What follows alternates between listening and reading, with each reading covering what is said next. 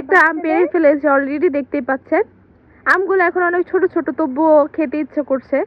Guys এখানে দুইটা নদী আছিল। একটা আম পেয়ে গেলাম আমরা অলরেডি। এই যে এখন এটা আমি নিব আমটা নিব, দাঁড়ান দেখাই আপনাদেরকে। এই যে আম দেখেন, মাশাআল্লাহ কি সুন্দর আম হয়েছে। মাশাআল্লাহ দিন আরো বড়। এত খুশি কেন? আর আম আছে? তুমি দেখলে তো, তুমি তো আর কি কও? কোথায়? আমি তো দেখতেছি না ভাই, আমার ক্যামেরা উঠতেছে না। আমার ক্যামেরাটা আসলে একটু ভালো মতো উঠতেছে না ক্লিয়ারলি, অন্ধকার যেহেতু। এই গাছের উপরে একটু চাই না, দেখ চা খা আর আম পার, ঠিক আছে?